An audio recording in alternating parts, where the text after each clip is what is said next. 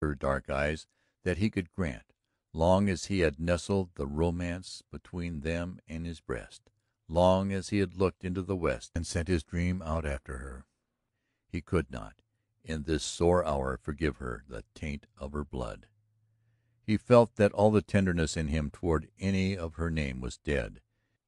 It had been a pretty fancy to hold that thought of finding her, but she was only swamp fire that had lured him to the door of hell.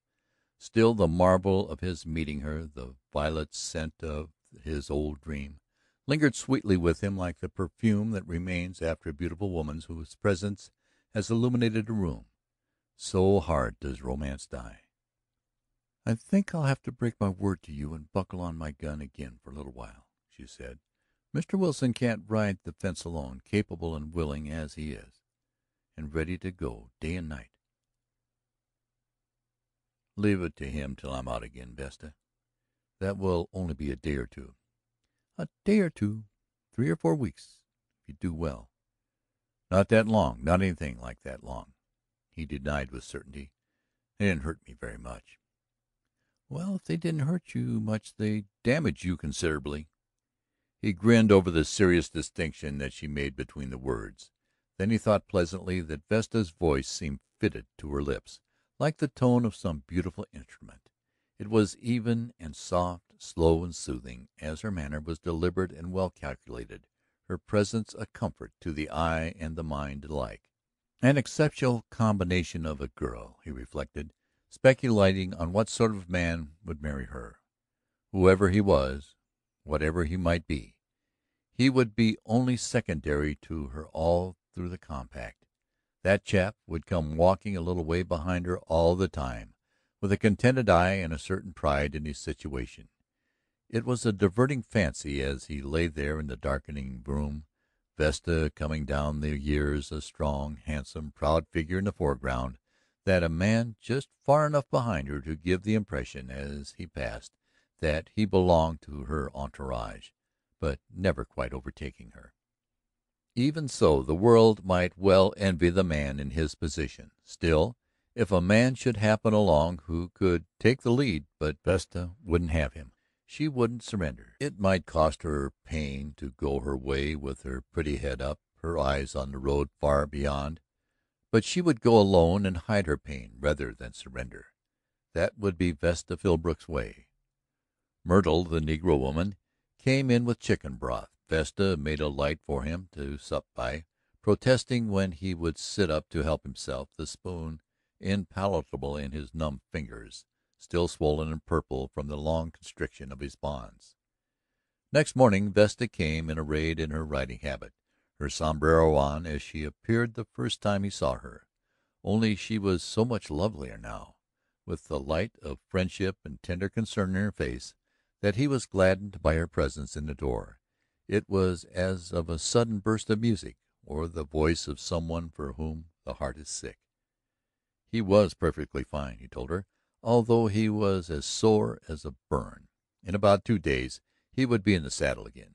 She didn't need to bother about riding fence. It would be all right now, he knew. His declaration didn't carry assurance.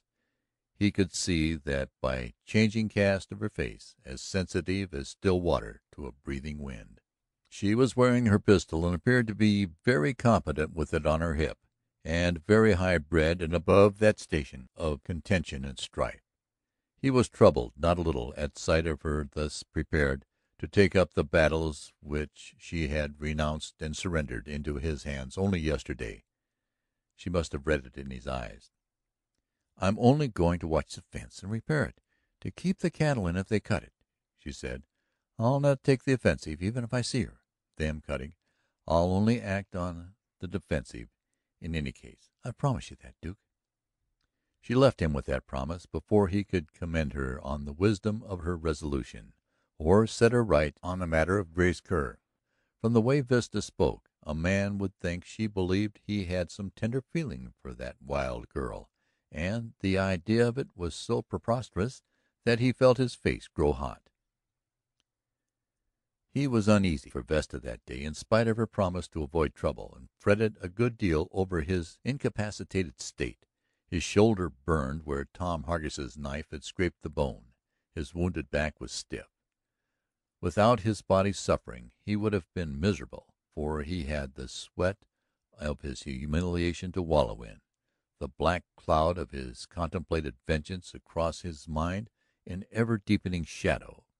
On his day of reckoning he cogitated long, planning how he was to bring it about. The law would not justify him in going out to seek these men and shooting them down where overtaken. Time and circumstance must be ready to his hand before he could strike and wipe out that disgraceful score. It was not to be believed that they would allow the matter to stand where it was. That was a comforting thought.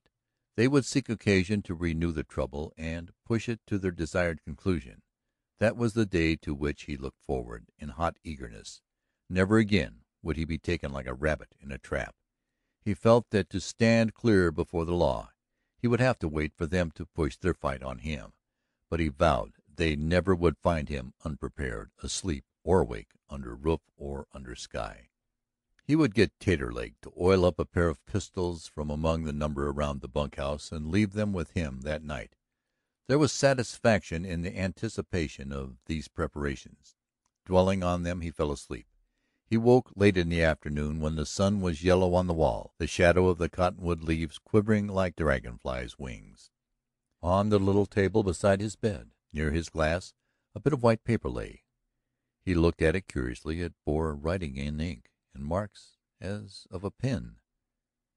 Just to say hello, Duke. That was the message, unsigned, folded as it had been pinned to the wire. Vesta had brought it and left it while he slept.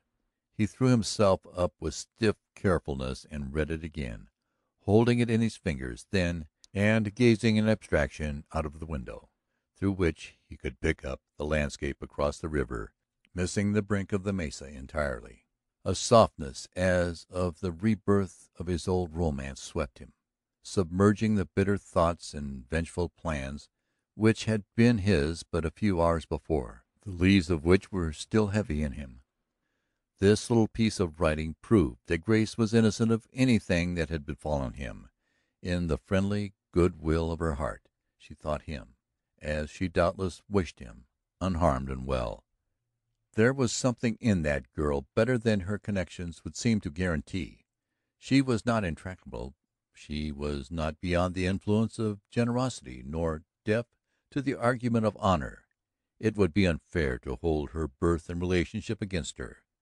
Nobility had sprung out of baseness many times in the painful history of human progress. If she was vengeful and vindictive, it was what the country had made her. She should not be judged for this in measure harsher than Vesta Philbrook should be judged. The acts of both were controlled by what they believed to be the right. Perhaps, and who knows, and why not? So a train of dreams, starting and blowing from him like smoke from a censer, perfume smoke, purging the place of demons which confused the lines of men's and women's lives and set them counter where they should go in amity, warm hand in warm hand, side by side. End of chapter 16.